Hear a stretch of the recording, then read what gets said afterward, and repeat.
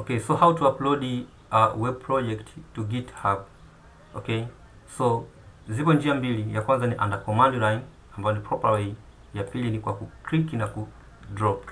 So leo tutaangalia namna ku add project to GitHub kwa kuclick na kudrop. Okay, so my GitHub account ni hii hapa. So nitakuja hapa, nita just create a new repository.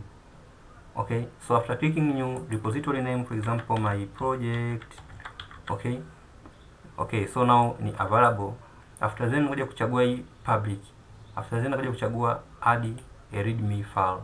Okay, after then ngoja kuja click create repository. Okay, so repository imeshakuwa created. Kinachofuata ni just kuupload project yetu kwenye GitHub. Tumesema tuna upload kufanyaje? Kuiclick na kuidrop.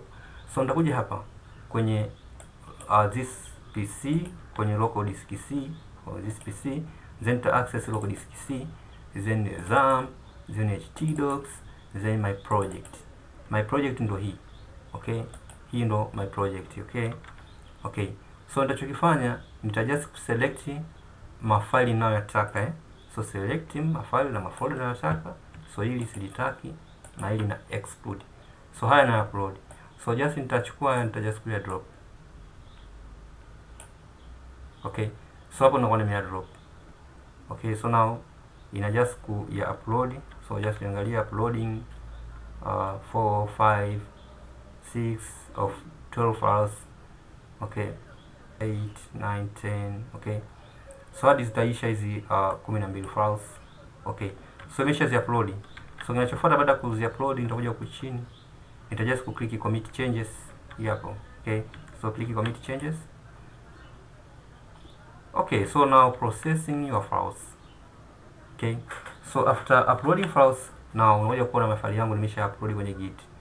So mtu anaweza ka clone. Ku clone maana yake anakuja hapa, anaweza ka download as a zip folder. Okay, okay, so another is to add readme. Readme, of course, nitakuja hapa, nita just click edit. Okay, after clicking edit, now kwenye readme hapa ndio kuandika any explanation, for example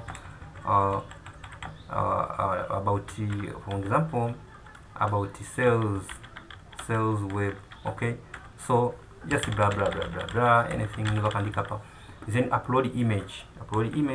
Nitakuja kwenye my computer, then nita navigate any image ambayo ni screenshot za project, just na zenye na zidrop hapa. So ina upload image, hiyo ni kwa ajili ya readme. Okay, okay, so now nimesha zi upload hizi picture. So now ni commit changes, then na commit. Okay, so now my project is online. So to see, tutakuja hapa, then nita click my project. Okay, okay, so my project is online. Na hizi ni just about sales web, blah blah blah blah, anything unaweza kaandika, then hizi ni screenshot zake. Okay,